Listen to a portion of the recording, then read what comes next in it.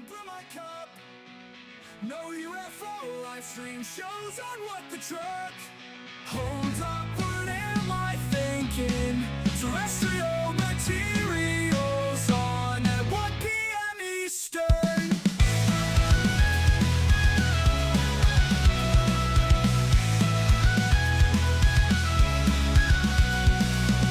Terrestrial material, give me a recap. Terrestrial material, that's where you find me at.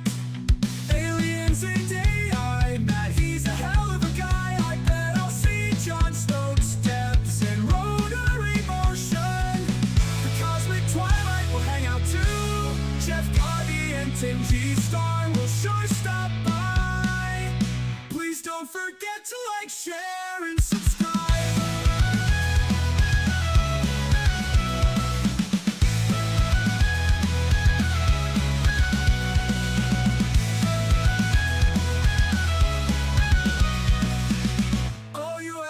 Live stream shows on what the truck.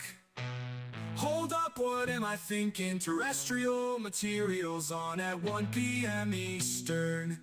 Terrestrial material, give me a recap. Terrestrial material, that's where you find me at.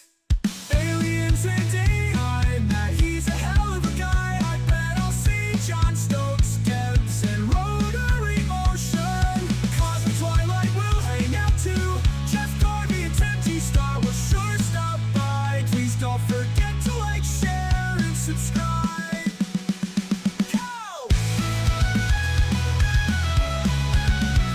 don't forget to like, share, and subscribe. Please don't forget to like, share, and me a recap. Terrestrial material, that's where you find me at. Aliens and AI, Matt, he's a hell of a guy. I bet I'll see Jon Snoke's steps in rotary motion. The cosmic twilight will hang out too. Jeff Garvey and Tim G. Star will sure stop by. Please don't forget to like, share, and subscribe.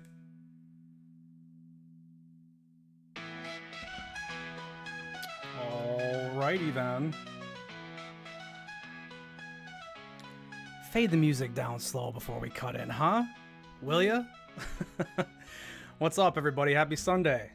Welcome back to Terrestrial Material, where we talk about the material us terrestrials are interested in, huh?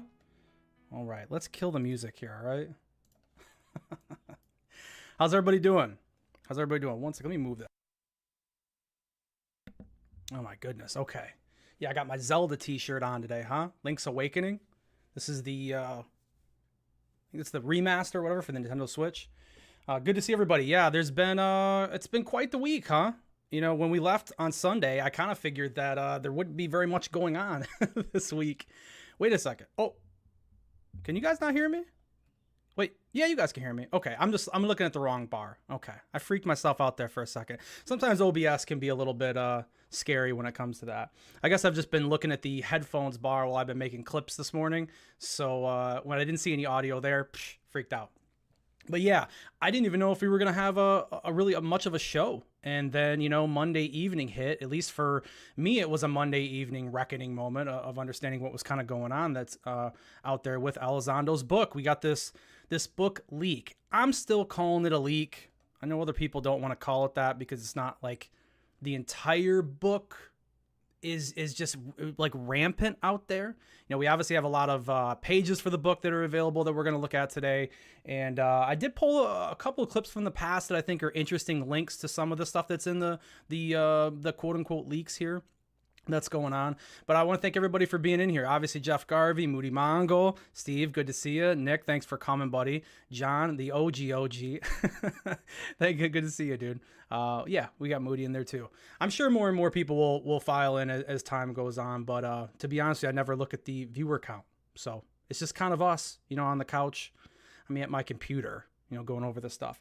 But there is a lot. The show's probably going to run over a little bit than it usually does, just because I wanted to make sure everything was there. But when I was going over the stuff again this morning and a little bit last night, I was like, damn, I might have pulled too much, or I I wanted to try to squeeze one more item in, and I'm just like, no, I just, we don't have everything. So I did the best that I could, but there's definitely a lot to go over. Now, I had the link myself that night, and I had posted the link, and there was originally 4 chapters, and the forward would kind of bug in and bug out, and you would be able to actually read it, go through it. It was a Google preview link. Where that link originated from, I'm really not sure. I got it from Mick West. He tweeted it out there, so I just kind of copied and pasted it, and then I had posted it. And I started to kind of hear that people were able to get more of the book from the link, and I opened it on my PC the first time, and I was like, okay, well, I get the 4 chapters, but every once in a while when I close it and reopen it, I'll get the forward from Chris Mellon. So I thought, well, this is kind of weird. What's going on with this? So I ran over to the Mac, and I opened it up there. And when I first opened it up there, I got probably 8 or 9 more chapters. And so I closed it down, reopened it again, and I had damn near the whole book a couple of times. And from the rumors that were out there, and obviously I'm not going to name names, but there's people that have the whole book, which I don't doubt it. So the link was definitely a bugged link.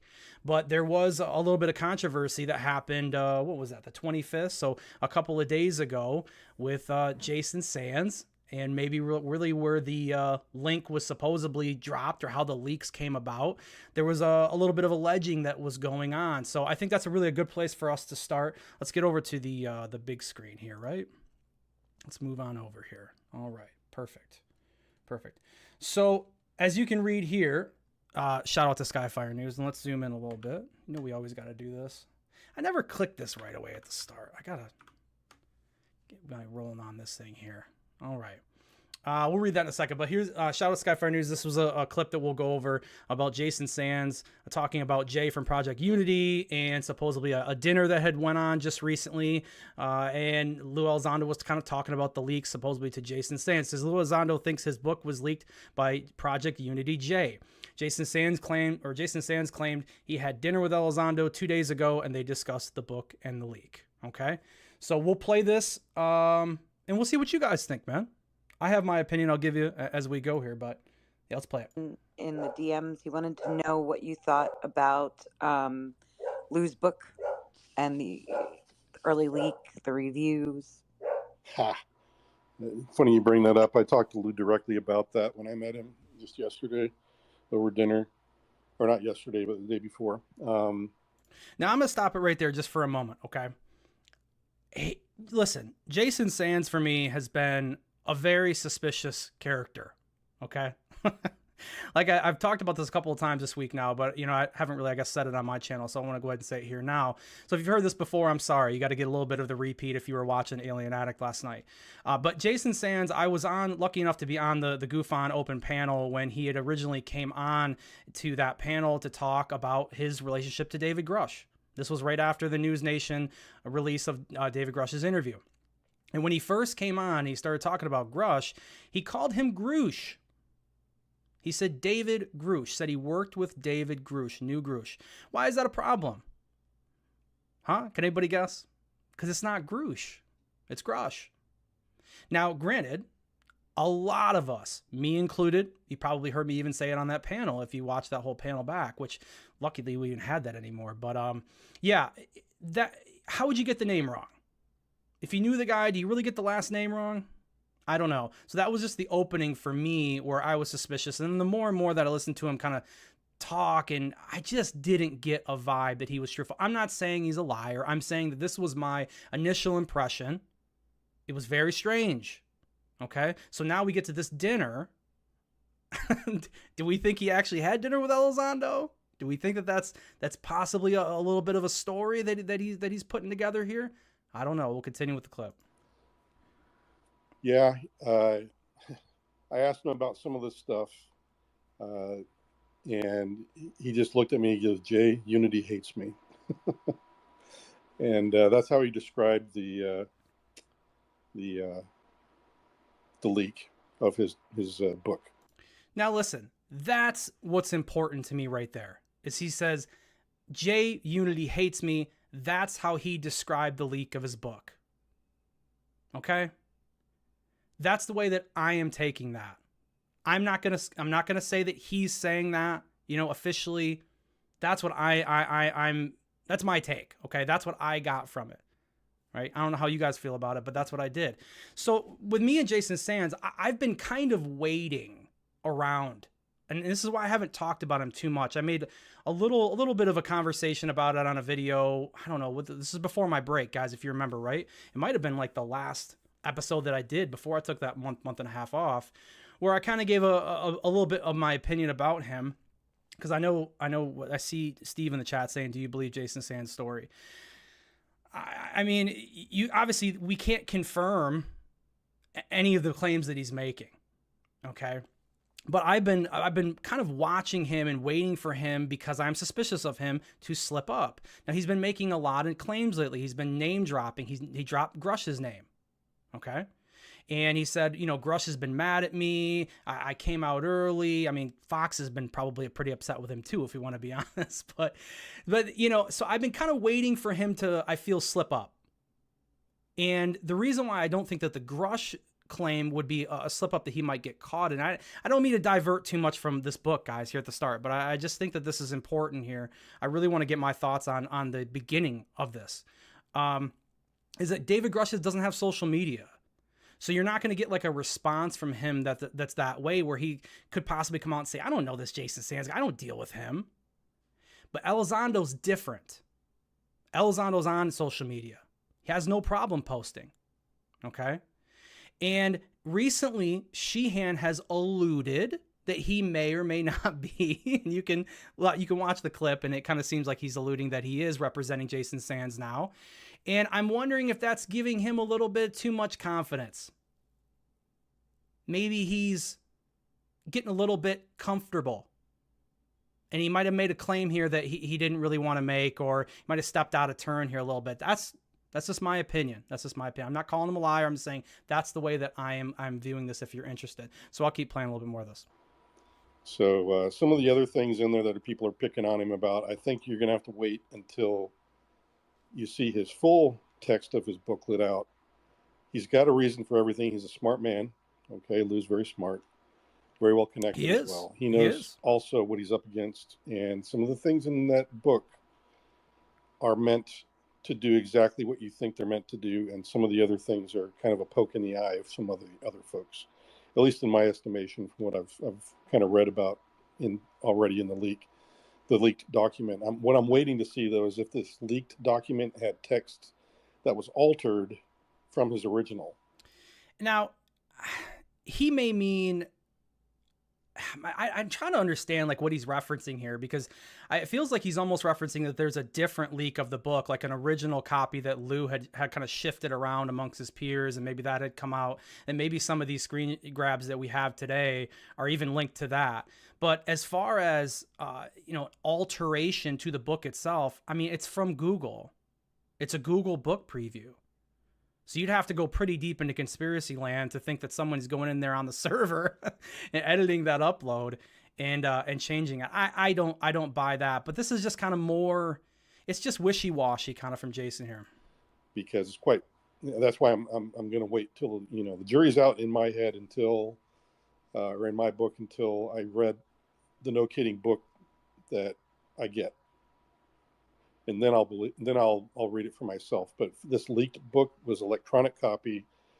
Stuff could have been switched around because, you know, when you ship out your books overseas, like to UK, which is where this leak came from. And what does he mean by ship out your book overseas? It's a digital copy, man. It's just sent out. It's not shipped. They're not putting it on the Mayflower and sent it across the water. I don't know, man. Maybe I'm being a little bit too picky at this stuff, but yeah, I don't know. It's just weird. They probably were provided an electronic copy, and they obviously didn't have the full text of it. Well, of course they were. Of course they were. I don't think they flew out a hard copy, Jason, and decided to, you know, sit there and Xerox the whole thing onto the damn site. But go ahead. And on top of that, they could have manipulated it too if they were getting real nasty with Lou. So to me, that already discredits what's out there. And I would encourage people to just wait until the real book gets out on the streets, then read it, out then on talk them about streets, it, instead of, you know, a leaked document. To me, that's just suspect right away. Yeah. I don't know. What do you say, Rotary? Rotary said he's giving nothing vague generalizations. Yeah, and that's another part of it, man. I don't know. I haven't, as of this moment, seen Elizondo kind of comment on this at all. And I think that he needs to.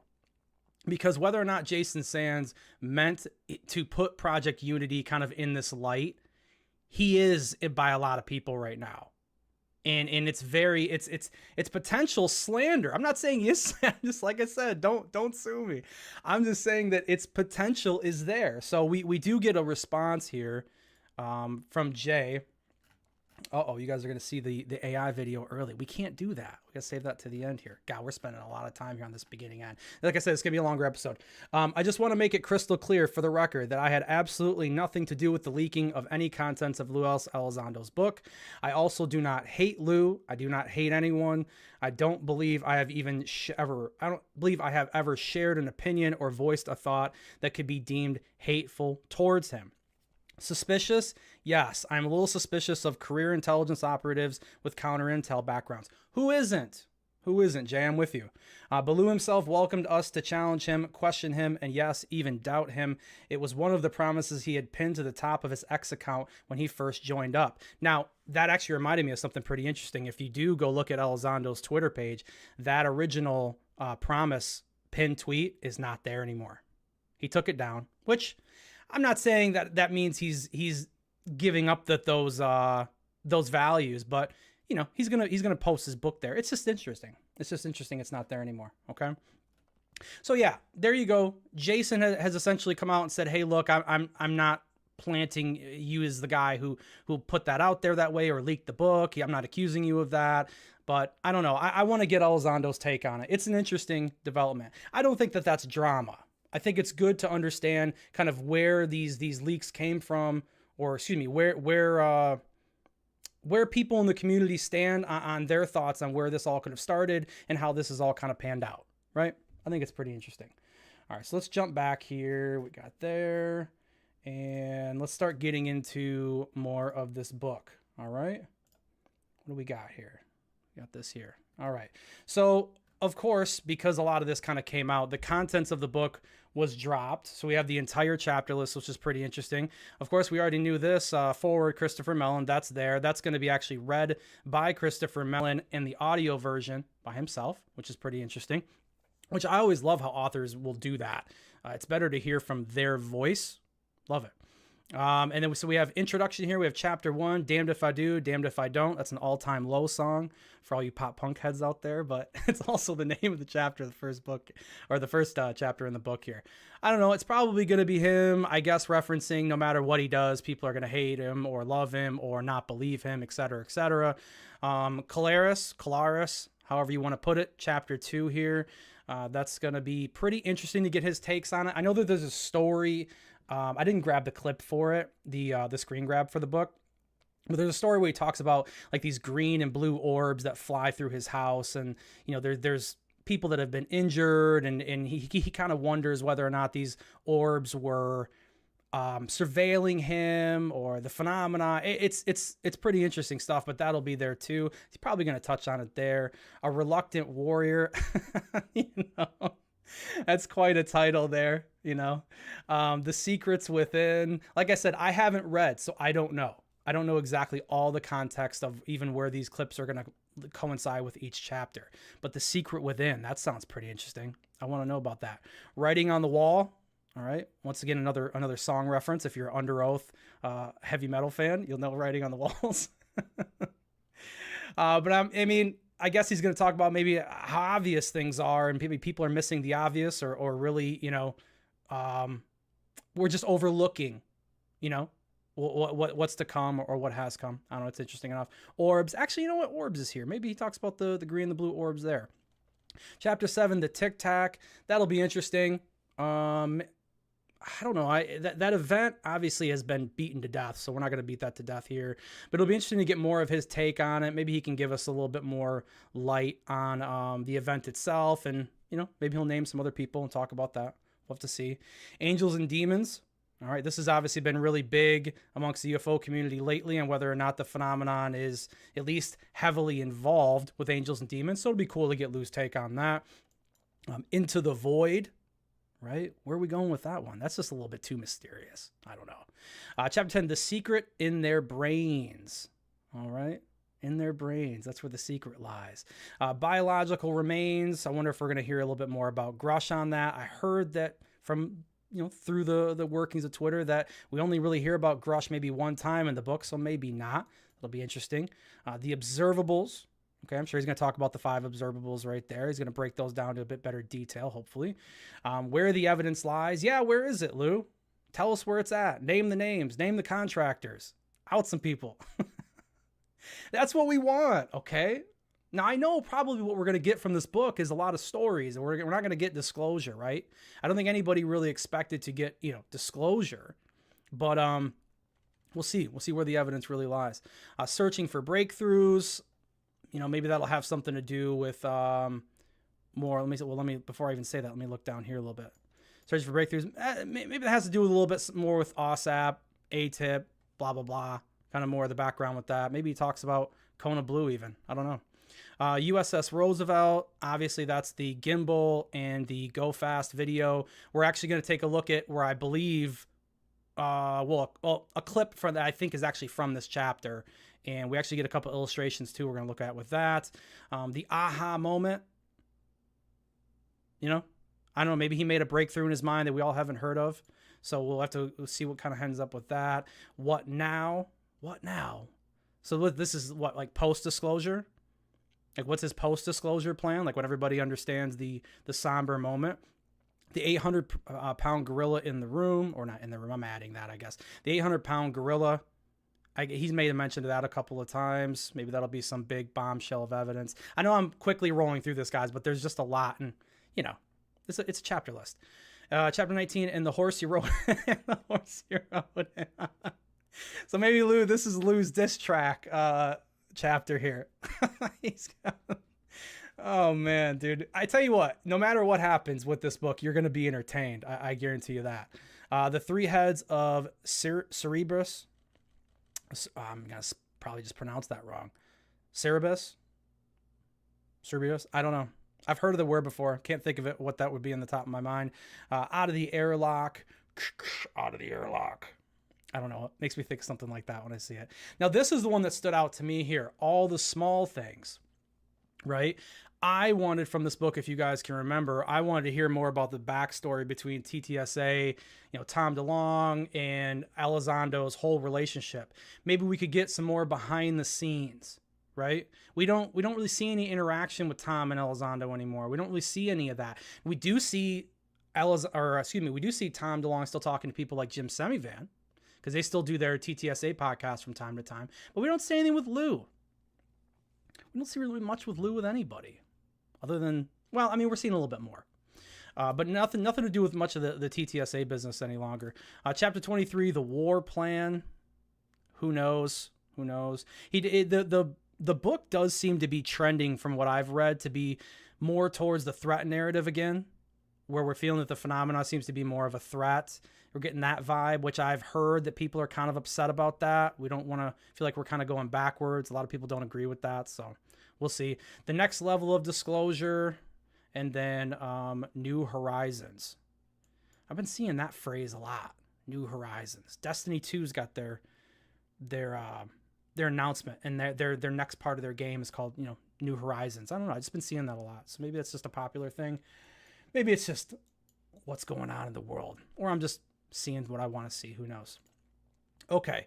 So as we start breaking through this, as I mentioned, what we'll do now is we'll start kind of going through the slides from the book that I have. And like I said, there's a couple of clips that I want to go over, and we'll see where we go from there. Okay.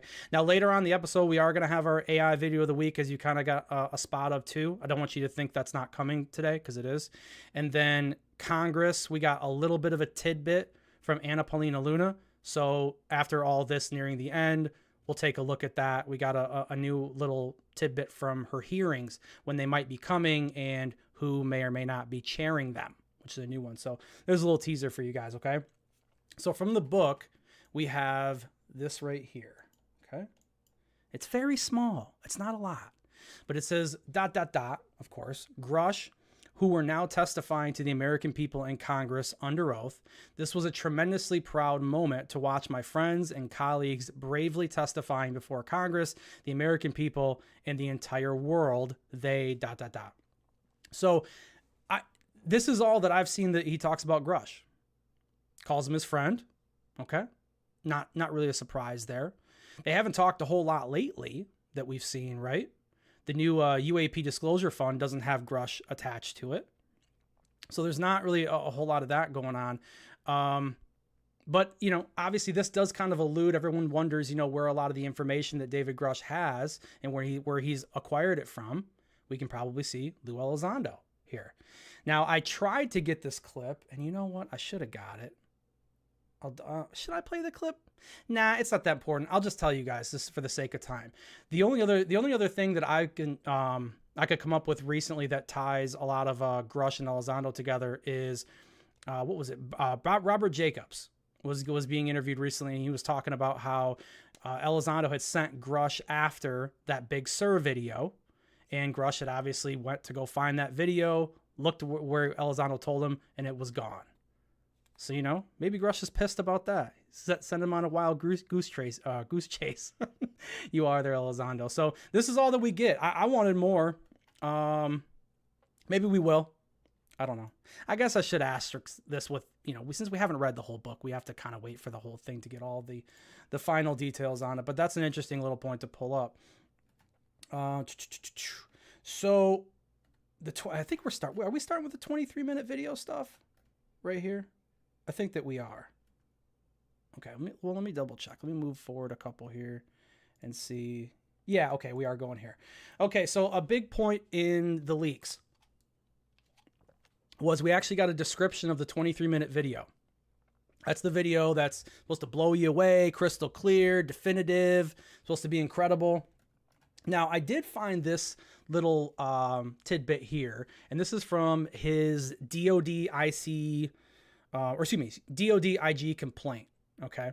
So this is early in 2014. This kind of gives us a little idea, a little background on that 23-minute video, just where it could have, you know, came from, or just a little bit more background on it, which I thought was interesting to pull here for us. It says, my office received a very compelling video in 2011. Sent to us on JWIX that was collected by a sensitive U.S. platform operating in a denied area. The video was approximately 18 to 20 minutes in duration and appeared to show 3 UAPs flying in a distinct triangle formation. After vetting the video through several intelligence community experts, I decided to share it with Mr. Tipton in 2014 to see if he was aware of any Blue Force technology that could explain what was being witnessed on the video. Now, if you really dig, Mr. Tipton here, Neil Tipton, this was who Elizondo actually alleged was kind of handing over A-tip, what have you. I'm not going to get into that argument right now. But kind of moving the program over into his hands. And how do we know that? Well, because we have this little tidbit here from, I believe this was from FOIA. I definitely got it from John Greenwald, and he's the FOIA guy, so I think that's where it's from here. It says, greetings, Neil. Okay, this is a message from Lou Elizondo to Neil Tipton. Per the SECDEF's front office guidance to you and me, I took the liberty of drafting a memo at the unclassified level that helps you better assume the new responsibilities for ATIP. All right. At your convenience, please review blah, blah, blah, blah, blah. Okay. So I think it kind of makes sense, right? We get a little bit of a background for that video and how it's, you know, moved around and where it's at. So this is the description. Oh, you guys aren't gonna be able to read the top because of where it's cut off. I don't know. Up here, just realize that there's a little bit more that I'm going to be able to read that you guys, I don't. Oh, yeah, wait, I can zoom in and see it. Maybe not all the way. Okay. I'll read the top part. You're not going to be able to see it. It says, another UAP video to hit my inbox involved a Predator unmanned aerial vehicle, UAV, drone conducting surveillance of a nuclear facility in a particularly hostile country when its camera picked up 3 luminous objects. Kind of referencing back to that origin point there earlier. Just 3 dots, unexplainably, the dots began to fly in a regimented formation, a perfect triangle. As the dots approached the Predator, I caught myself looking at chat right there for a second. Wait for a minute, Lou can't. Okay, I'm sorry. I thought I'd seen something in chat out the corner of my eye. Let's get back to it. As the dots approached the Predator, They became more distinguishable. They were not flying, but were solid in structure. For 23 minutes, these craft tormented the predator. They traversed 60 miles in the blink of an eye. It's pretty fast. Traveling to the horizon only to dart back and shadow the predator within a few hundred feet.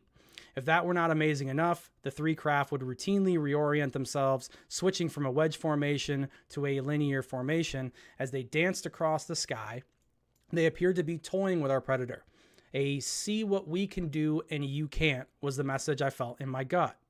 The craft seemed curious about the predator, often coming in for closer inspection. Later, I would recall this when the Navy fighter pilot Alex Dietrich described the 2004 Tic Tac as maneuvering in a playful manner, which I mentioned this yesterday too, is I feel like I remember Fravor saying the exact same thing, that it was toying with them almost, right? Playful, what a strange description. Yet that was precisely my own impression as I watched this video. I shared the video with my highest level industry experts. Aviation experts don't mince words. This is literally all they do. Watch real life, filmed or simulated aircraft day after day. They can spot something off kilter in a flash. The conversation always went something like this. I like how this is kind of broke out this way too. Like a little script here. Lou's writing his own scripts here. This is Lou. Are these conventional aircraft? Expert. No, not a chance. There is no doubt, Carl Nell. There is no doubt. Lou, well, that's... Jeez, like, we got to move on. Enough of these stupid jokes. Well, let's pretend they are conventional. What could they possibly be? Give me all the options you can think of. You know, everything's on the table until it's off the table. Lou is reiterating here. The expert embarked on a course of mental gymnastics. Expert. Well, I suppose if someone had the ability to create a semi-inflatable balloon with a two-way inducted fan in the middle that was shrouded and cooled with superconducting avionics, Ashton Forbes, superconducting here, stealth, skin, and paint, I suppose it's possible, but then you have a power supply issue. No battery can last that long. Lou, is that what we are seeing here? Expert. No, not a chance. All right. Not a chance. There's no doubt. So look, it's cool. We've heard a lot about, triangled ships for years. I mean, the TR-3B had multiple or three lights. We've heard about this stuff before. These are moving obviously differently. They're coming together, they're changing shape. So it's a little bit more advanced. I want to see the video. And the weird thing is he's describing it. He's talking about it. Why can't we get it? Why can't we still get it? Is it just because of the platform? Is it just because of the platform that it's used with? It shows our ability of our what we had, I guess, at the time, how good our Predator drones could record and they could see the lenses. I don't know. Interestingly enough, I want to see the video. Maybe one day we'll get it. Maybe one day. But yeah, there you go. You got the description right there. Interesting enough. That's been the long-awaited situation. Now, moving on here. Oh, you know what? Damn it.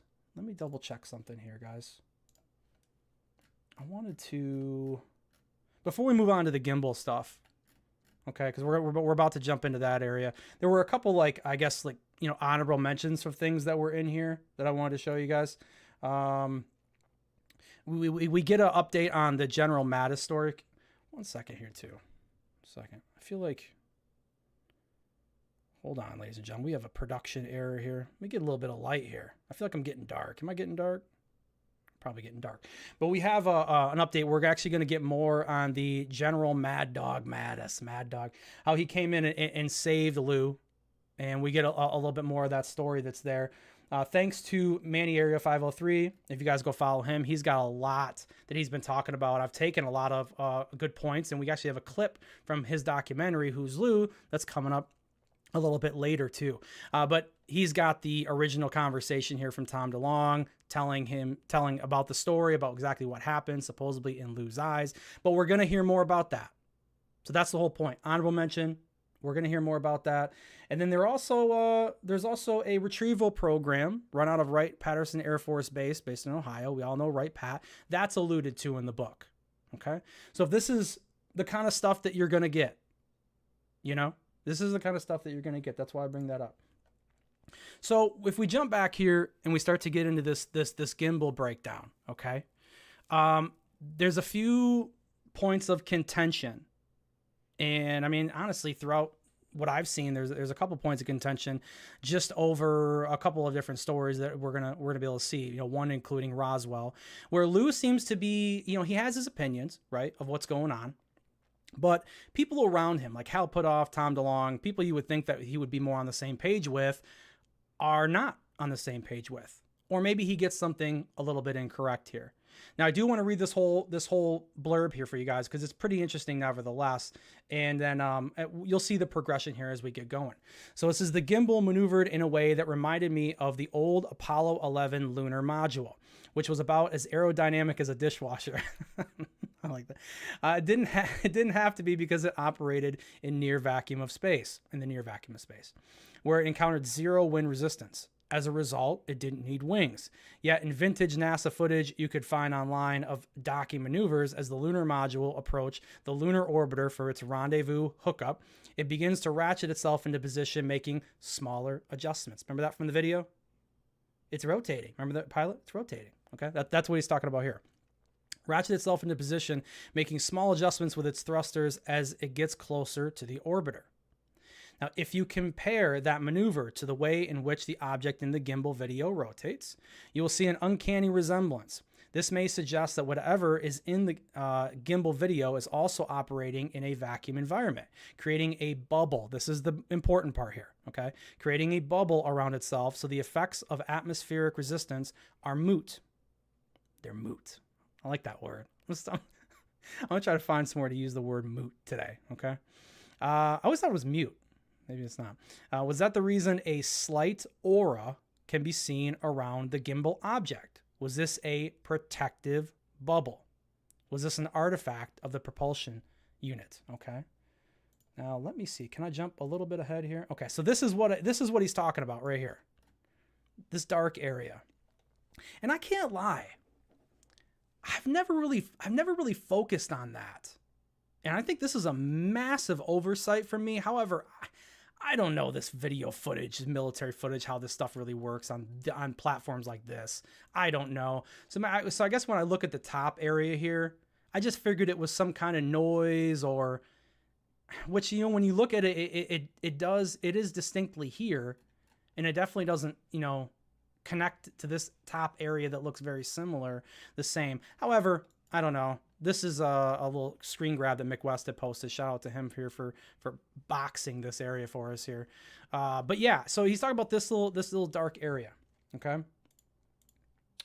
Now, let me see. So we get a little bit more here of a breakdown. Okay. Now I'm gonna cut right to here when the meeting, because I want to go ahead and move this thing along.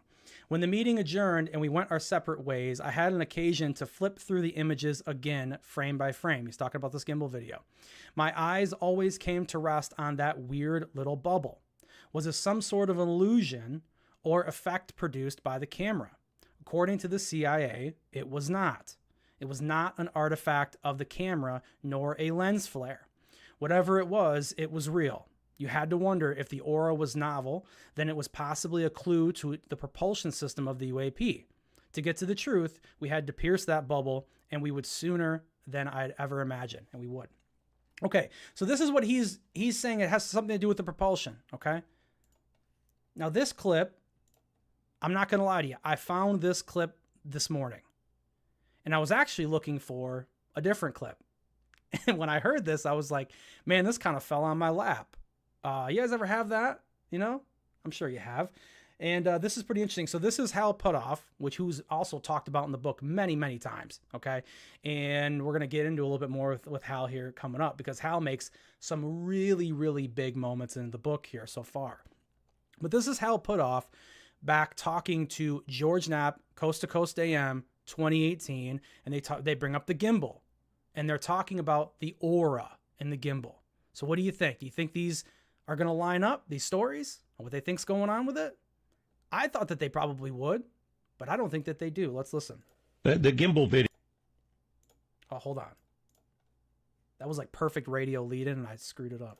The gimbal video is not the same as the tic-tac 2004 incident. It shows an right. object that seems to have a field around it. Do you know what that field is? Don't know. Basically, on the FLIR, what you're seeing is basically a temperature distribution, and so it could simply be that it's heat or it's cold compared to the heat of the object.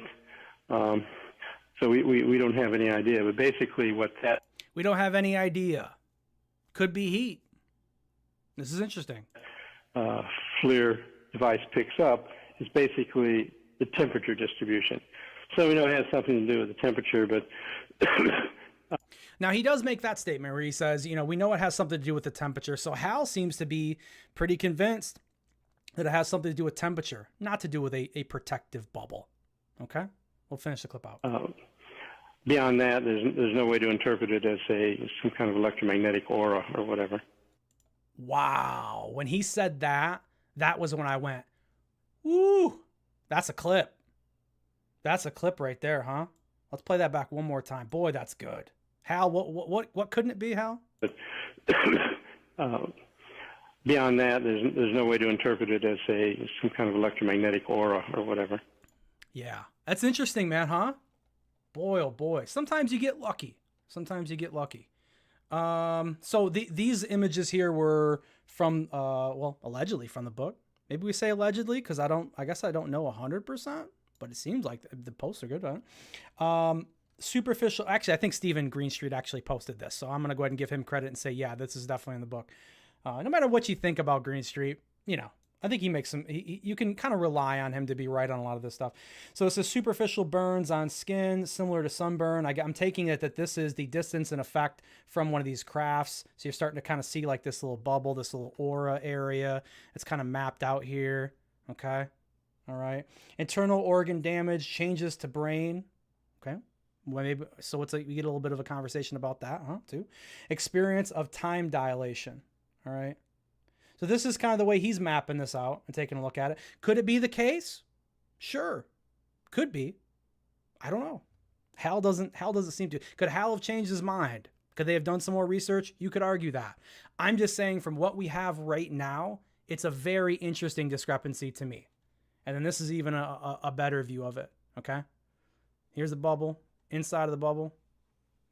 There it is. Looks very, very similar, no? Yeah. Yeah, I just figured they'd been more on the same page when it comes to that.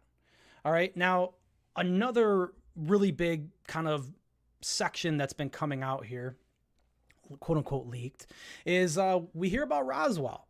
Okay, we definitely hear about Roswell. So I want to go over this very, very first little clip that we got here. Okay, that's when I started to learn about the U.S. government's secret history with UAP. At the dawn of the nuclear age, UAP started appearing in greater numbers, and sometimes they crashed. Roswell was one of those incidents. A UAP fell that day in the vicinity of a government test facility in New Mexico and broke into 2 crash sites. The interesting part about that, as I spoke about already, and yesterday I talked a little bit about it too, is that we've always heard a definite theory that there were two crafts that came together and crashed at Roswell. We've always known that there's 2 debris fields, but from the distance apart, people kind of assume that, you know, could have been 2 crashes, right? But what Lou is saying here is that it's 2 pieces. 2 crash sites, 2 pieces, so it broke in half. At first, government investigators assumed that the Roswell craft were from another nation, possibly some sort of reconnaissance mission gone awry. But within hours, the U.S. Army realized the truth that these craft, and I think it picks up right here, were not made by humans. It was hypothesized that the UAP that crashed at Roswell had been conducting some sort of reconnaissance on our budding atomic program when the unexpected happened. An electromagnetic pulse generated from one of the nearby test ranges had inadvertently intervened with the craft's technology and caused it to crash. Of course, we've heard stories like this before, right, guys? Starfish Prime, nuclear test in space. Tom DeLonge alleged that that was all about trying to knock some of the quote-unquote, bugs or buggers out of the sky.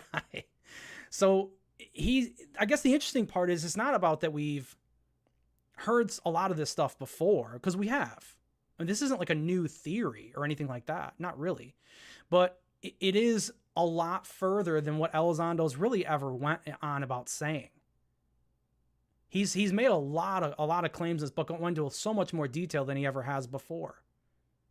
Now, I know a lot of people are saying, well, the whole book's cleared by Dopser and the Catch-22. I don't really want to get into that argument, but I think that it's interesting that we're getting a lot of these stories that I feel like he could have spoke on this stuff earlier. He how many podcasts has he done? I think he went on Lou Reviews, 7 or 8 times? And he's never gotten to this kind of detail before. But that's why I've always said he's been waiting for this book. He's been holding back. When everything kind of went awry with TTSA, when he left, when it was him, it was Mellon and Steve Justice, I feel like Lou kind of was left holding an empty sack. You know, I guess I'll tangent just for a moment here. I really do think that that Lou kind of got, you know, he kind of got nicked around on that deal.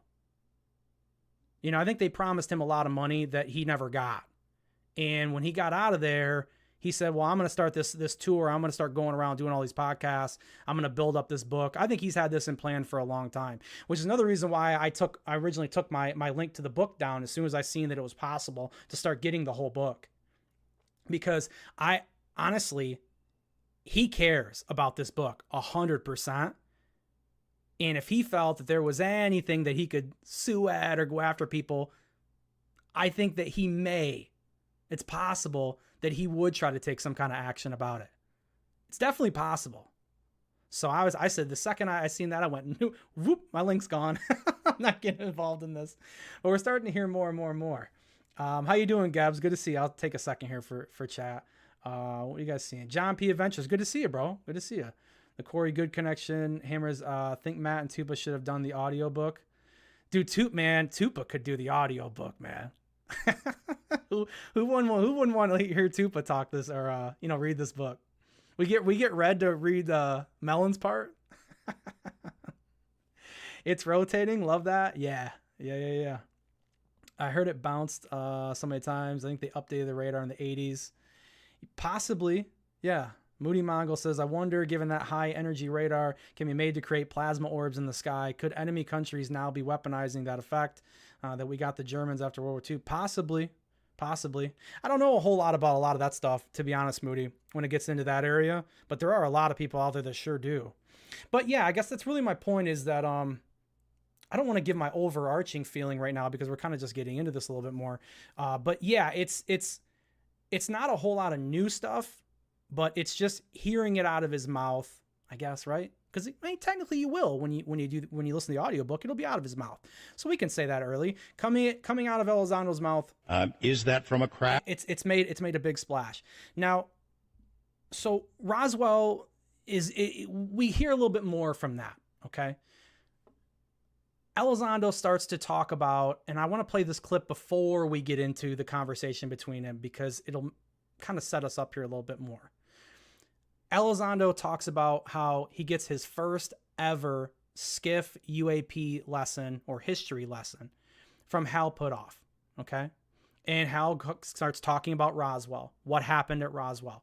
Interesting stuff, to say the least, okay? Now, what I find interesting about it is we don't ever get this kind of detail from Hal. And this is Hal Putoff, by the way.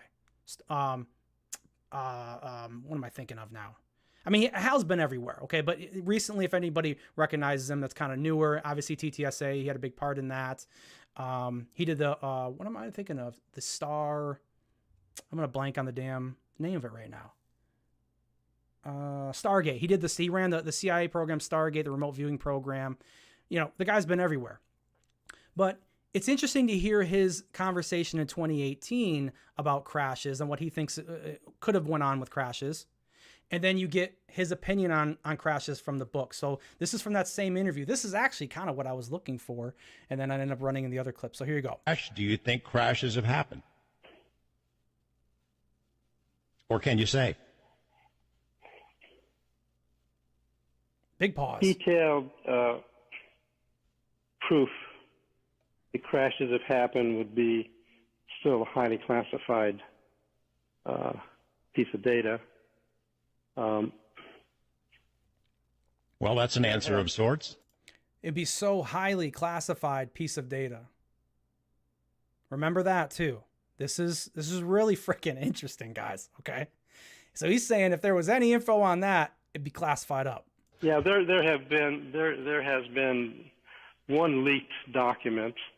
How it got leaked, I'll never know, which is out there, that talks about some crashes that we were able to verify what was a real document. So my opinion is that there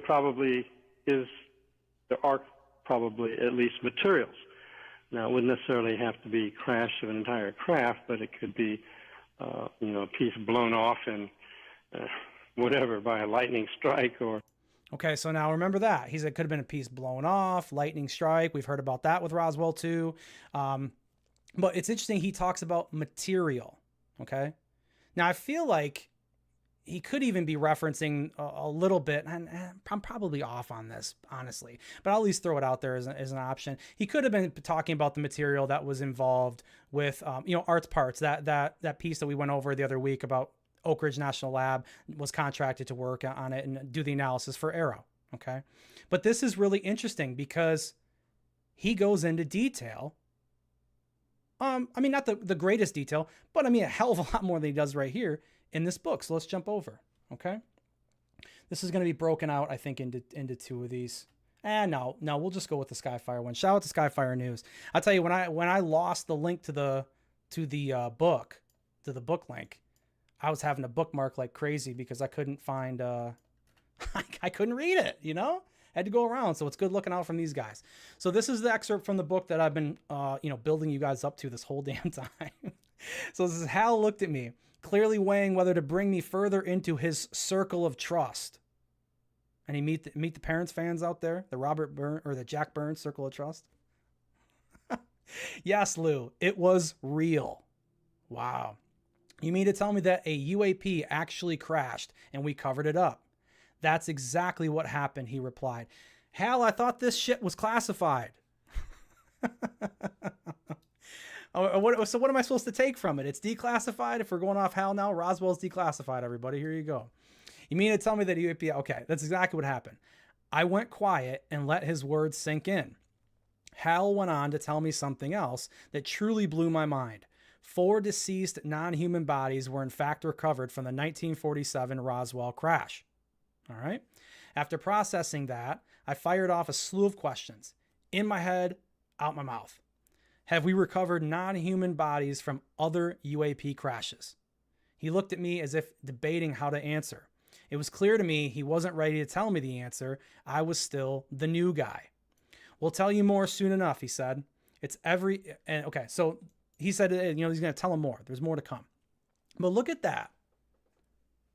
I thought it was classified. It's pretty interesting, right? So look, this is huge from Hal. Whether or not you want to believe it or not, it's pretty interesting enough.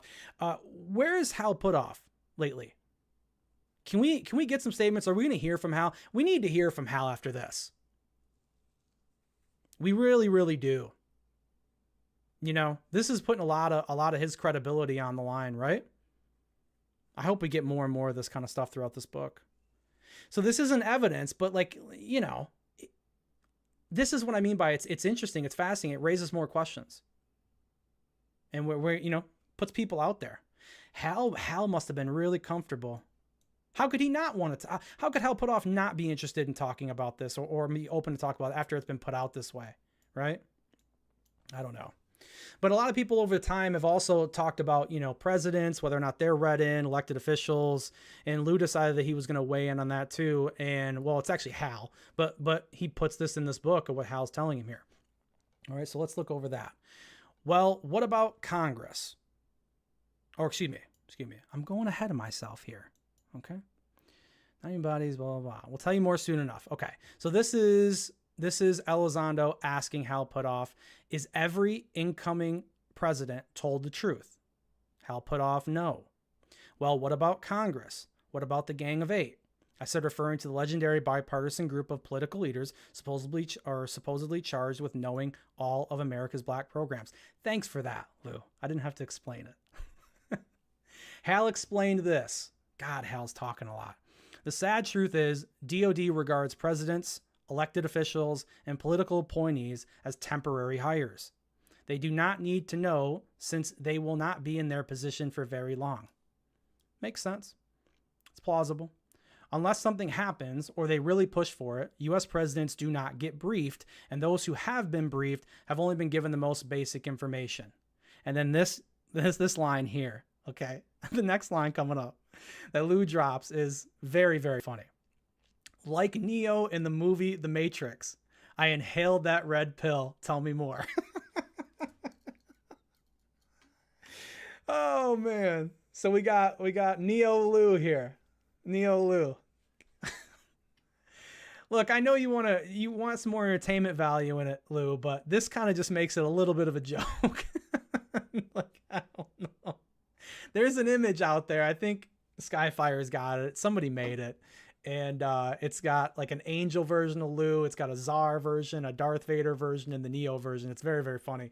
But it's all in references to these kind of positions or how do I want to say it?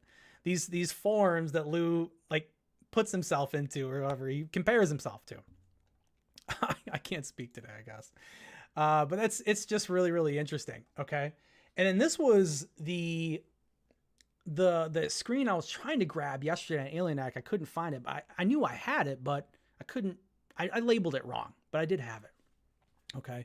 We were told specifically that the defense contractor associated with the Legacy program was in possession of UAP materials of non-human origin. So this is kind of just furthering this whole idea, this whole conversation about kind of confirming these non-human origin bodies made by some, UAP materials, what we're talking about, made by some civilization from some distant planet.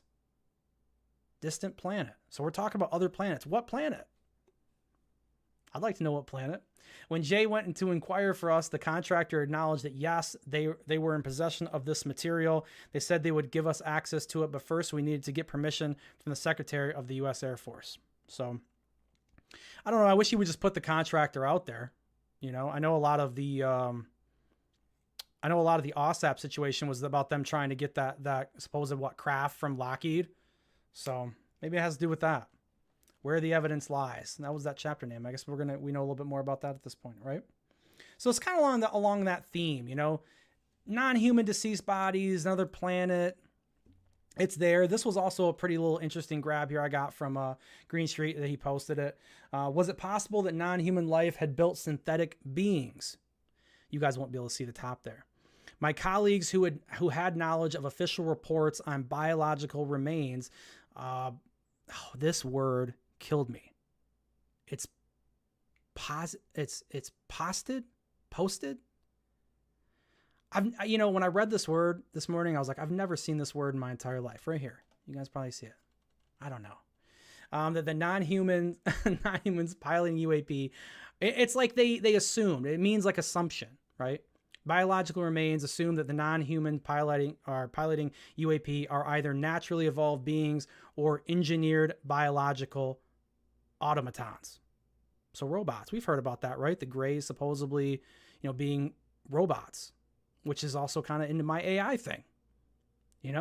Maybe there's an AI component, an AGI advanced component. Could be. Maybe that's what the Greys are.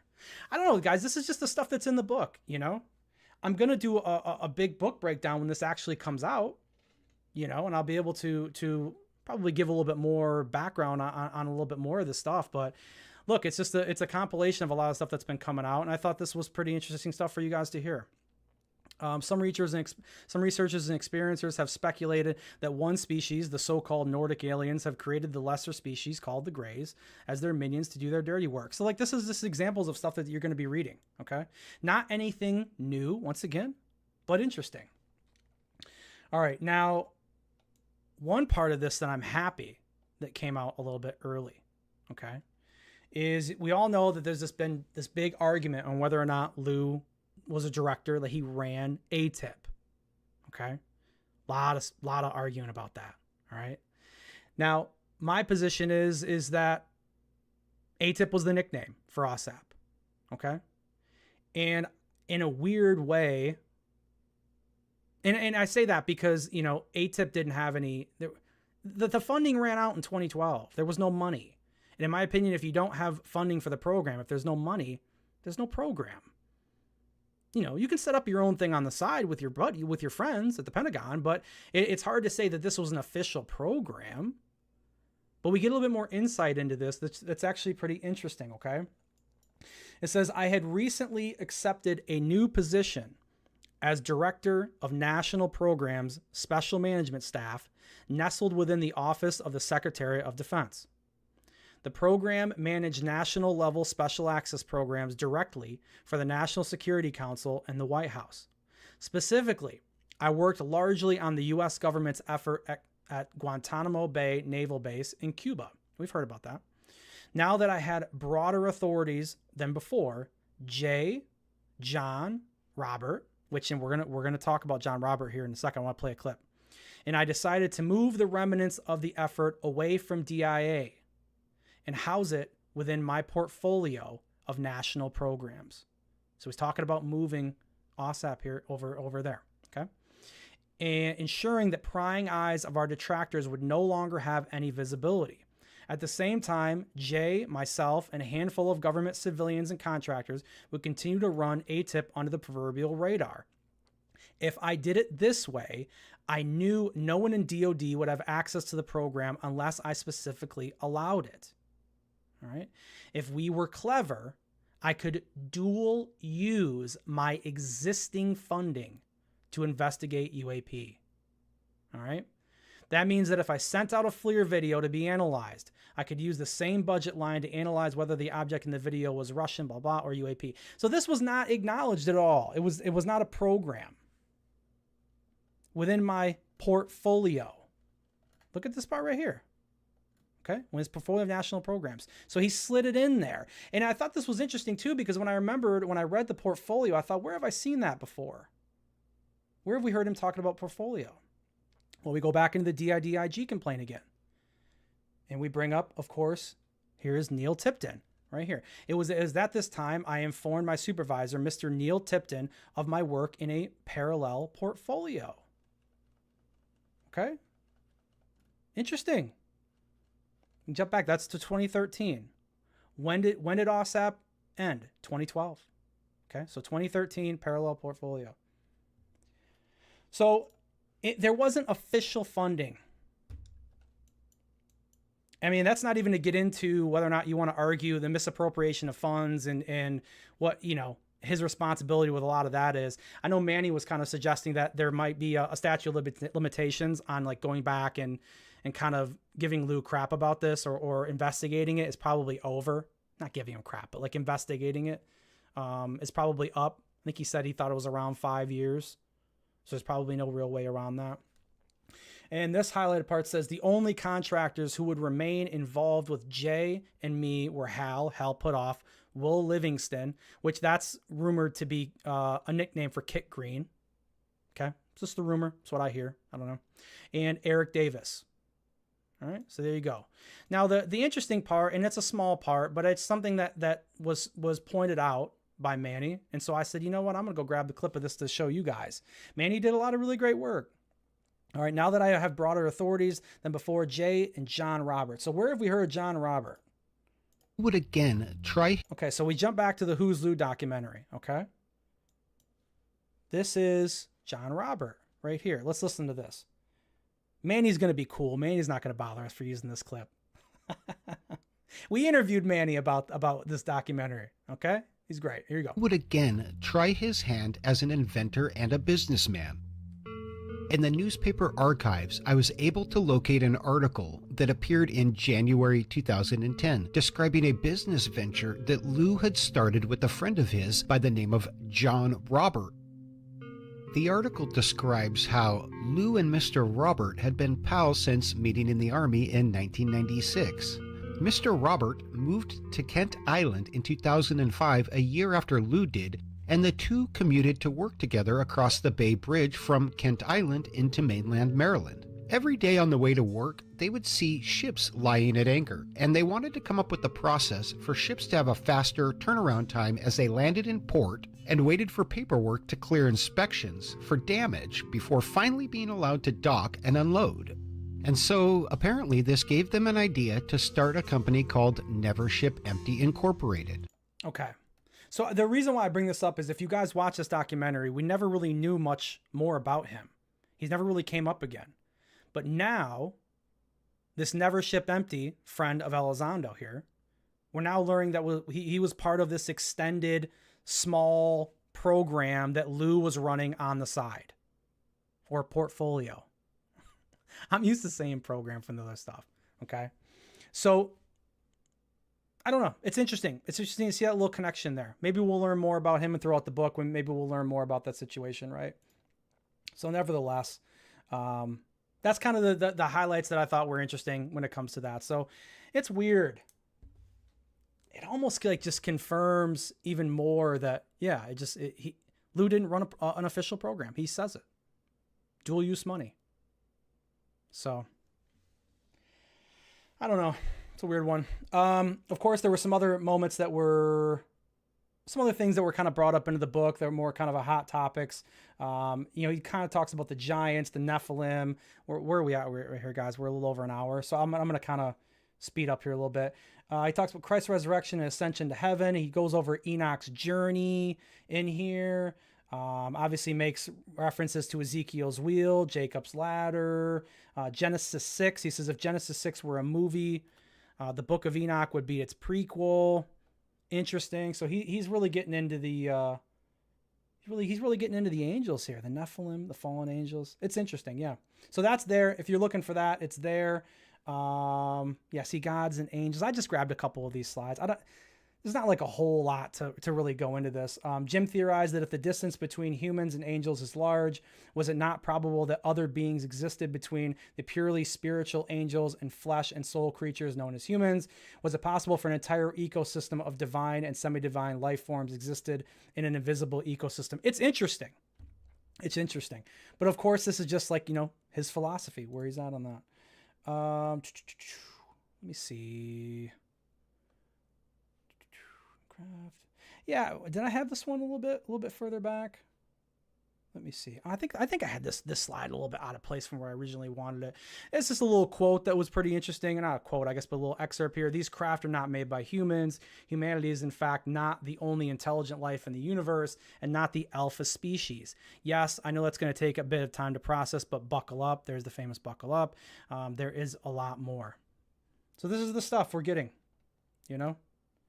I was trying hard to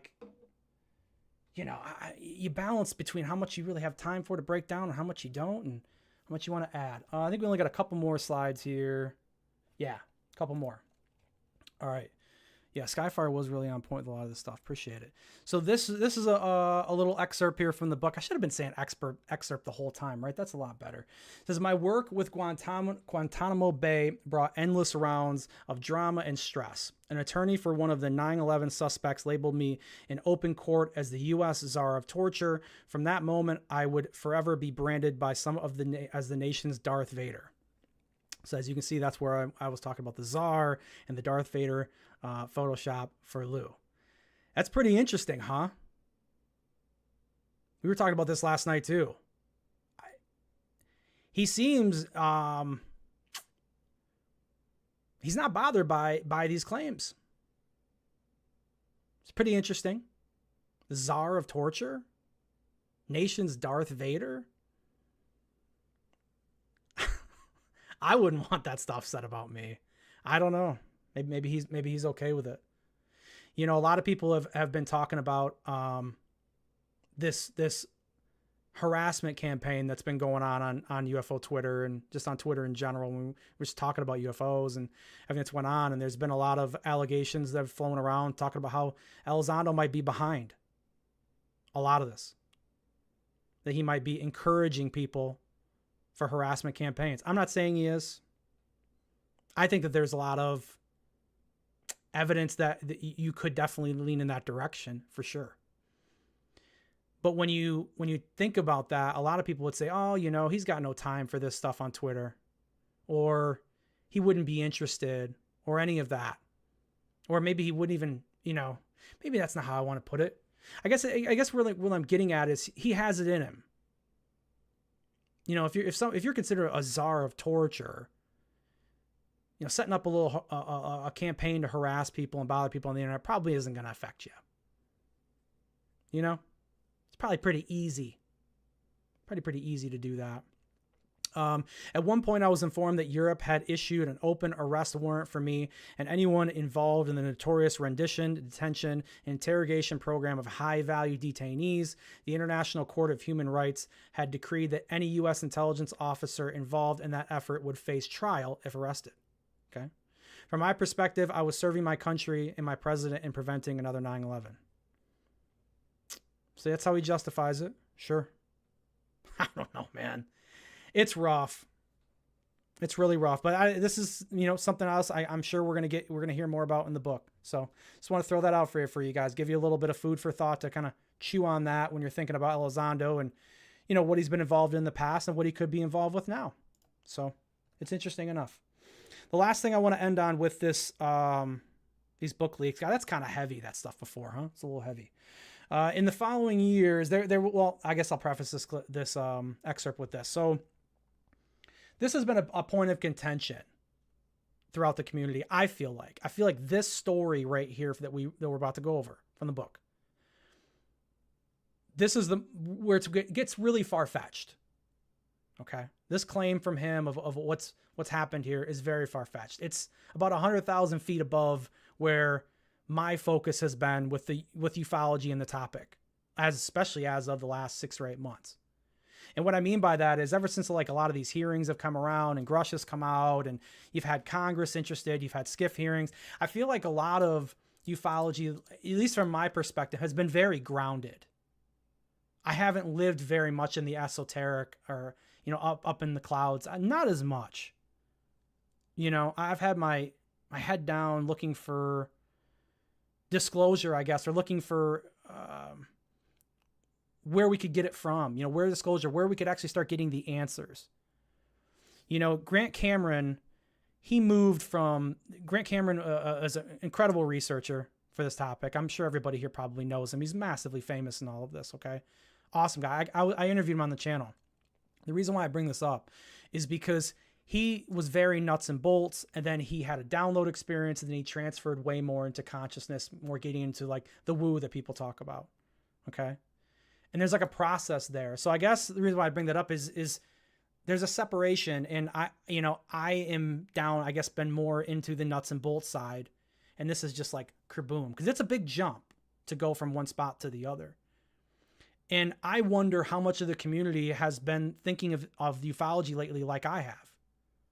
Way more trying to get down to understanding the facts and not spending as much time in the esoteric area or just these wild claims of astral projection and remote viewing and what could really be true and what's possible with those areas. Okay. And if that's true, I could see how a story like this would be very jarring for someone. Okay. Where as of, 2 years ago, if Lou would have brought up a story like this, I don't think it would have been as jarring for a lot of people. Could it be true? Sure. Do I think it's true? Probably not, right? Probably not. But it's still interesting. And that's I guess enough preface, but I don't know. That's what I was getting a sense of. And that was, I guess, my opinion on why people have probably taken this as hard as they did. In the following years, I was privileged to meet 4 remote viewers who had been trained in the discipline. Okay, he's talking about remote viewing. We often talked about our experience with the technique. One afternoon, we discussed the capture of a suspected terrorist who had been on the U.S. government's radar for a long time. He was being held in a location thousands of miles from us. I had been to the location before. As a test, we all gathered together in a secure facility at the Pentagon with our brown bag lunches and attempted an act of group remote viewing. We directed our conjoined thoughts toward a specific terrorist in his cell. None of us had any sympathy for the ruthless killer who gleefully took the lives of our comrades. I wondered if we would leave a real impact on him. Okay, he's out for him, huh? Something happened, all right. Months later, we learned that the terrorist had told his lawyers that the CIA had sent 5 angels to disrupt his sleep. 5 figures washed in a white light stood over his bed and shook it violently, leaving him terrified. I'd be terrified. Jeez. He felt that judgment was upon him. He shared the story with his attorney, and the tale later ended up in a mainstream newspaper article about a secret CIA program being used to harass his client. I told Hal Putoff what he had done. He was not surprised. I'm not surprised that Hal's not surprised. Hal's the big remote viewing guy. He worked with Ingo Swann. How could you not be?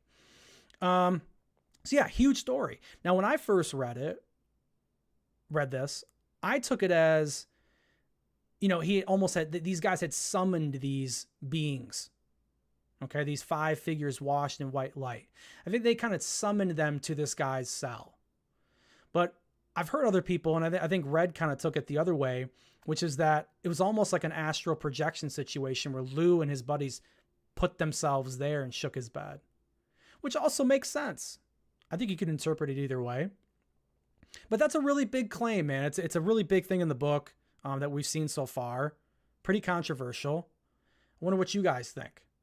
When you hear that, put it in the comments. Put it in chat if you got a moment here, and I'll take a look and see what you guys are saying as we continue to move along here with it. But yeah, it's controversial. This whole book is interesting, man. It's not the disclosure. I think there are people that kind of were hoping to get more facts, right? More documents, or even something that would just make more sense as far as like proving a story like this. And when I say that, I want to jump over to another thing that Manny had brought up here. This is pretty interesting right here too. By the way, the article, and this was just mentioned what we read, the angelic remote viewing that Lou described was most likely Judy Mayer, March 11, 2013, The New Yorker, the CIA secret war in Guantanamo. I haven't been able to find a copy yet online, so if anyone does, please let me know. So we're looking for, where's the article? You make a claim like that. It would be nice to have that, wouldn't it? To be able to back that up a little bit more, get some more context on it, at the very least. Some more context. Why isn't that included in the book? He knows. I'm assuming he probably kept that. Why wouldn't he? It's almost like a trophy moment for him that maybe they got a little bit of revenge on this guy. It strikes me that he would probably keep an article like that. I could be wrong, but I feel like Lou would. Lou, you got the article. Put the article out, huh? Steve says, Lou is full of it. CIA secret missions don't exist. Man, to say Elizondo's controversial is... It's an understatement. He has been. I scrolled past something that... oh, yeah. This was actually kind of interesting, too. I meant to go to this while we were on the Zara torture slide, but, God, jumping back and forth between these two areas and, making sure you're on path can be difficult sometimes. But this kind of alludes back to the story we were just talking about, the Czar of torture and the Darth Vader situation. Jay from Jay Anderson, Project Unity here. The suspect who labeled Lou Elizondo as the U.S. Czar of torture in open court was Khaled Sheikh Mohammed. This occurred, I hope I didn't just destroy his name, by the way. This occurred during pretrial hearings at the Guantanamo Bay detention facility, where Mohammed, the alleged mastermind behind the September 11th attacks, made various statements about his treatment and actions of the U.S. officials involved in his interrogation. So this is the guy right here. It's not looking great for him today, huh? Bad day. The alleged mastermind behind the September 11 attacks has yet to face the final verdict due to ongoing legal proceedings. God, I don't even want to say September and all that stuff. My channel's already going to get destroyed. But that's it. That's the guy who alleged that. Okay. Pretty interesting. Pretty interesting to add that there. Right. All right. Well, I think that's all we got for the book, man. So I guess, look, I'll end the book conversation with this. If you know someone you can get the whole book from for free and stuff like that, please don't do that. Listen, I have my issues with Lou. I don't trust Lou for multiple reasons. you know, but I still don't think it's good to steal, like, two wrongs don't make a right. Okay. If you think he's wrong and you don't like him, it doesn't make it any better for you to take something that's not yours that way. Okay. Buy it. If you don't want to read it, as far as like, you know, going through it, turning page by page, if you're more of an audiobook person, they're going to have that there too. You're going to have choice. Go through the book. It will be entertaining. I'm not saying you're going to get disclosure. I'm not telling you to believe what's in the book, but go into it, be skeptical, give yourself some time to kind of understand where you're at with the book, and get out of it what you want, what you will. I think it'll be interesting. And listen, I'm gonna buy the audio version. Everybody is. I have a hard time believing anyone saying that they're not going to, isn't going to. If you're interested in UFOs and you've been following any of this over just the last 7 years, there's no way you're not buying this book, man. A couple people probably won't, but most of the community will. And there's going to be a lot of discussion to come in August 20th. The book comes out August 20th. And of course, I'll do a bigger breakdown on the book. I've been debating on how I'm going to do it, because originally I thought about doing, you know, chapter, you know, like a video at a time, or just doing an episode based off each. Then I was like, I don't know, that could be kind of boring. You know, you kind of want to get a bit more meat on the bones, and maybe it feels a little bit stretched there, or you just spend too much time on stuff that really isn't that interesting. And then, you know, Lee last night goes, well, why don't you do the book in sections? You could do like a quarter at a time. That's a good idea. Or I could just do a breakdown that's not live, and I could do like a pre-recorded and pull up a lot of these clips, like we did with the Hal Putoff clips, stuff like that, where we can reference back in a longer form. That's just a bit more detail, get into the weeds a little bit more. And you know, when I was putting this episode together, I was worried that this might feel a little bit jumbled and jumped around for you guys. You know, that's why I tried to get some context, but like I said, until we have the whole book, it's just, I feel like it's unavoidable for it to feel jumbled. And some of these presentations are kind of moving from topic to topic. It's hard, you know. I'm not a journalist, man. I'm not a journalist. I'm not a writer. I'm not a producer. I mean, I'm doing some of this stuff, but you know, I'm not trained in any of that. So I'm giving you guys the best that I can to bring you some cool information. So that's the book. If you want to read it or listen to it, don't steal it, man. That's no good. Okay, let's shift over to the one part of Congress, because we're looking at 90 minutes here, we're rolling up on. Okay. So this came out, the 26th, a couple days ago. Ask a poll.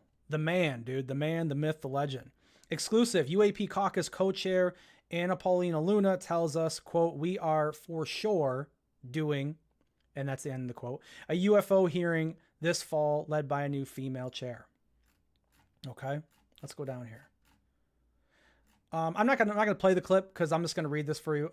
This is what Ask a Poll says. Should we expect a UAP hearing this year? Luna, yeah, actually. So we were supposed to do it before August recess, which I remember we talked about that. I think she said it was supposed to be, July? Or maybe that was Gillibrand. I don't know. I can't remember off the top of my head. But obviously the things didn't develop. Rep. Anna Paulina Luna exclusively tells Ask a Poll, so we'll hopefully get it on the books for September, October. It's getting late in the year for that, you know? It's getting late in the year for that. But we are for sure doing one. Well, that's cool. Even though it's getting right up on that, you know, November timeframe, pushing into the election. It's good to hear that that's something that's going on. And then you kind of get a little bit more context as we go down here. New chair. It'll be under oversight committee, and we have a different chairman that will be leading it up, but it'll be good, Luna tells us. Unconfirmed, so I guess this is his opinion on it, Laszlo. We're curious if Rep. Nancy Mays, which she got a lot of attention in that hearing with Grush, I believe she asked about the non-human bodies, right? I think it was Mays. A lot of people, she's very, very good-looking woman, you know? Very good-looking woman. I believe it's her. Won't run the next hearing for her Persh as a chair of the Oversight Committee, Cybersecurity, Information Technology, and Government Innovation Subcommittee. So we get a little bit of a preview, potentially what's coming with that. That's pretty interesting, right? Try to keep you guys updated. There wasn't a whole lot of that this week. God, the whole news cycle has been on Trump and everything else too, still. So, and then now the Olympics, geez, you know. And then this is shout out to Astral up here. UFO content about to go crazy. Yeah. I mean, we talked about how AI is, changing UFO videos and the potential for actually getting a believable video. That time frame is closing rapidly. I talked about that in my UFO log. And then here it is, huh? We were on point in that UFO log, man. I am proud of that. I am proud of my log, man. I kind of hit a lot of topics that still seem to be very relevant of what a lot of people are talking about. So here's this post that says, we've passed the tipping point in AI video. The quality is now good enough that you can use it to tell real stories. Okay. This is World War II reimagined with Midjourney. Okay. Let me take it from here, huh? Remember, guys, I can't do audio, and I'm going to have to do something about playing this because I don't want to get killed over the copyright stuff or whatever. I'm telling you, you can get, somebody said you can't get hit for the videos, but you can. I've been hit for it. But this is really cool, man. That's awesome. That's so awesome. It's cool too. Let me get you guys full screen for a second. Was that supposed to be the bell right there? Something similar? Oh yeah. Wait. Go back. That's really cool. That's really, really cool. Watch this. You can see it come up from the bottom. It's kind of hard to see, but you'll see it there, right there. Assuming that's part of the bell, right? Maybe I'm crazy. Oh, and now we got like samurai lightsabers. And we're getting off the, we're really getting off into other lands. That's pretty cool. That looks great. Look at that shot. Boy, oh boy. Can you guys imagine this stuff in 5 years, 10 years? 10 years probably don't even need 10. That's cool as shit too. Oh yeah.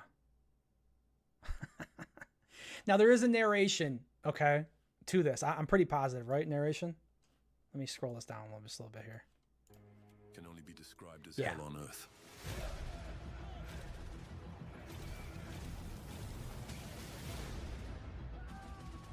Only later did we realize the crafts and technology weren't gifts. They were an extermination. But they didn't get their hands dirty. Instead, they just sat back and watched, letting the darkness in the hearts of men do their dirty work. Okay, I risked it all for you guys. They're playing a little bit of audio. So there is a narration track now. Now, I believe that this is multiple AI video software. Like they put these together in multiple different versions of software, and they've all put them together. They stitched them together, right? But there is narration, which is very, very cool.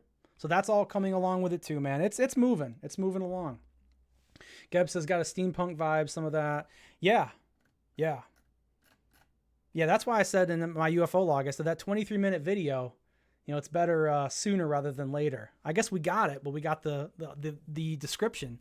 We didn't get the video though. Got to get that. All right. Was there anything else I wanted to mention? I got these notes here, but I didn't even use any of them today. I didn't look at them. There's a lot of stuff. There was so much. I guess I'll throw, well, I don't know. It doesn't make any difference. Enjoy the book when it comes out. That's going to do it for me today.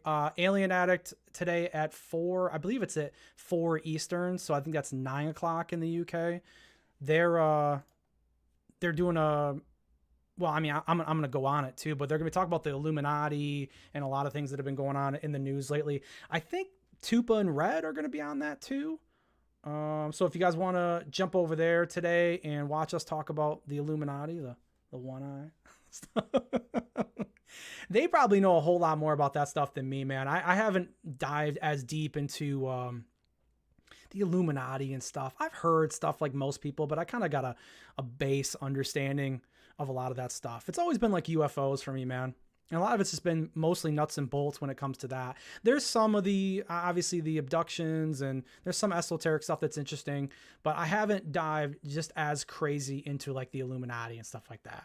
There's only so much you can do, right? I'm a gamer, I'm a gamer. I like to play video games, man. I like to listen to things in the background, but sometimes even when I listen to things in the background, I miss it, I don't get the full experience. I'm always listening to something. But yeah, thank you guys for coming. Happy Sunday. And next week, we're going to see what's going to happen. Hopefully we get some more news. Hopefully we get some better news. You know? Something we can come on here and talk about, all right? But thank you, Moody Mongo, Rotary, Steve, Marcus Fishlock, good to see you. Obviously, Nick, Cosmic Twilight. Always cool, man, that you show up, dude. Really appreciate you, man. Jeff Garvey, Gabbs, John Stokes. Let me go through my list here, because I don't want to miss anybody here, all right? Let me see. I think we got everybody. Rotary, obviously. OG, John P. Adventures. Who else we got? Who else slipped in here when I wasn't looking? We're at an hour and a half today. I didn't do too bad. I wondered if we would actually get towards 2 hours. But anyway, that's going to be it for me. I'm terrible at ending these. One day I'll get good at it. See you guys a little later. Have a great rest of your weekend.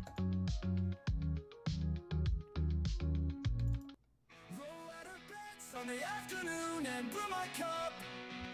No UFO live stream shows on What the Truck.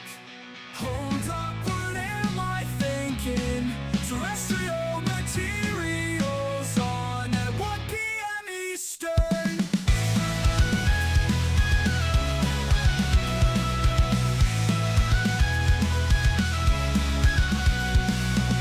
Terrestrial material, give me a recap. Terrestrial material, that's where you'll find me at. Aliens and AI, Matt, he's a hell of a guy. I bet I'll see John Stokes, Debs, and rotary motion. The cosmic twilight will hang out too. Jeff Garvey and Tim G. Star will sure stop by. Please don't forget to like, share, and subscribe.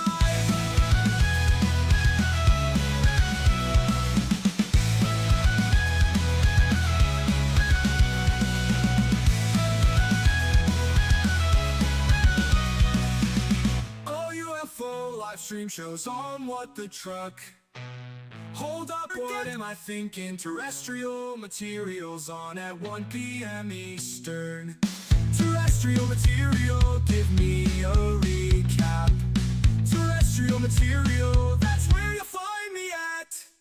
Aliens and AI, Matt, he's a hell of a guy. I bet I'll see John Stokes, Debs, and rotary motion.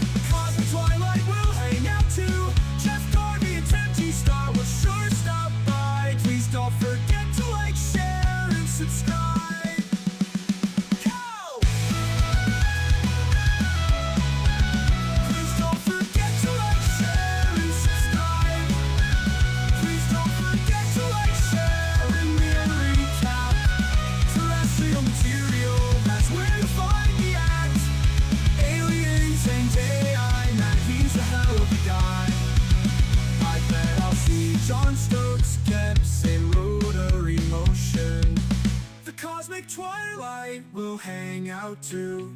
Jeff Garvey and Tim G. Star will sure stop by. Please don't forget to like, share, and subscribe.